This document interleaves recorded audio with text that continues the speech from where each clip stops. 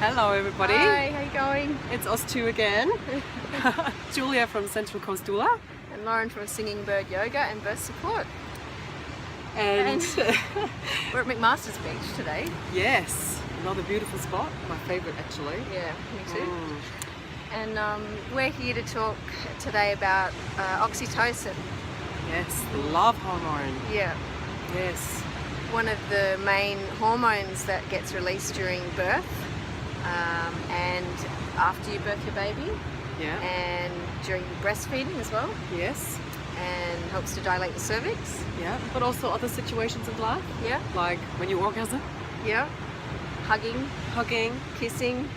Yes. Yeah. So we Laughing. want yes, Laughing. absolutely anything that makes you feel good, Yeah. happy, and get the feel good vibes Yeah. going. Yeah.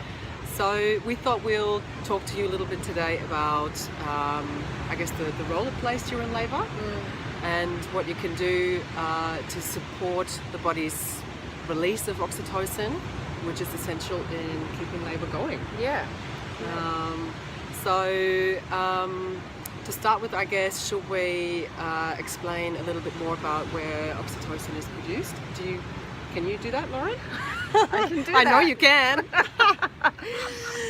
So, oxytocin is released deep within the brain at a major gland, and it is, like I said before, released when we're feeling relaxed and safe, and helps to progress labour, helps to soften and dilate the cervix, and often labour can slow down and sometimes stop when oxytocin isn't flowing, and that can happen when women don't feel safe, Yes. women don't feel supported, or maybe there's some fears or doubts that are beginning to arise, and sometimes babies can decide they want to slow labour down. Yes, absolutely. It's not always just external factors that make labour slow down, and sometimes labour actually needs to slow down a little bit. Yeah.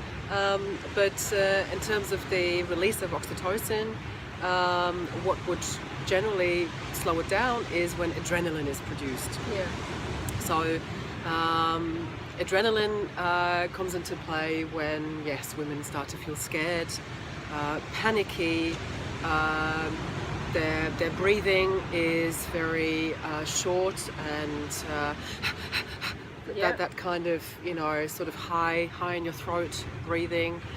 And also when the lighting is really bright, which I guess it all comes down to being really primal, our primal instincts, and women feel safe when the lighting is really low, and when you've got people around you who you trust, who can love, who you feel encouraged by. And you feel uninhibited. Uninhibited, absolutely. When you feel like when you're not feeling watched and restricted in any kind of way. Yeah, and a way to sort of help with the adrenaline, so when things start to get a little bit make you nervous or anxious, is to breathe in through the nose and then out through the mouth in whatever way it comes. So whether it's roaring or sounding or breath, but make sure it comes in through the nose is going to create more focus for you to be able to get into a deep sort of trance or an altered state of consciousness, because that's when oxytocin is more likely to flow as well.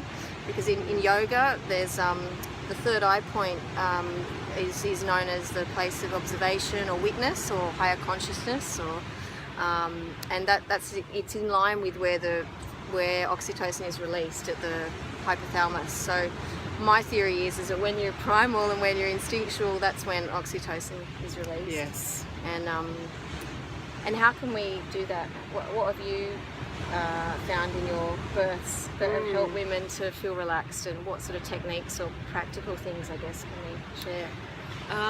Well, I guess in the early stages of labour, when you're still at home, it's all about supporting those feel-good vibes and asking yourself, maybe also beforehand, what could you do in the early stages of labour at home?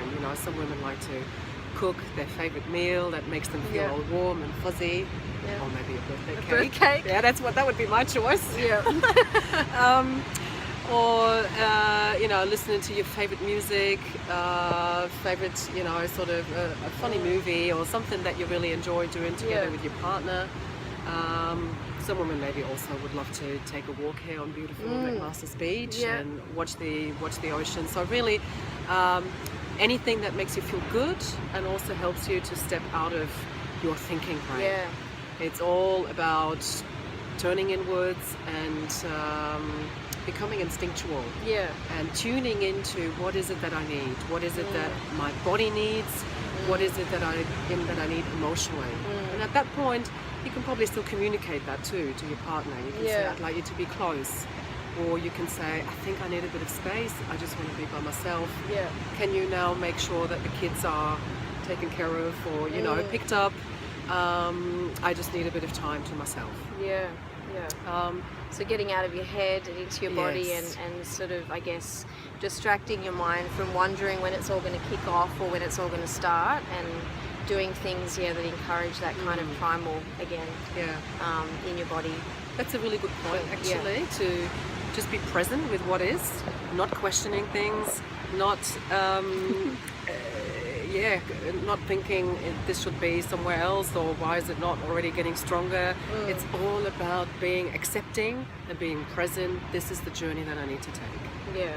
And that's going to make you feel relaxed and in turn keep the oxytocin flowing. Yeah. And what would you do if you found that a woman in labour was maybe labour stopped or things slowed down a little bit? What sort of things would you do to help her to get that oxytocin flowing again? And Yeah. Well, if we're in a hospital environment by that stage, I would probably initially go back to basics and look at the environment. Is something not working? What about the lighting? What about her position? So sometimes women feel particularly exposed or vulnerable in certain positions that don't really work for them. So really, looking at the environment, checking that everything is how she needs it to be. yeah. And then also tuning into her emotionally, seeing what's going on for her. Is there anything that's holding her back?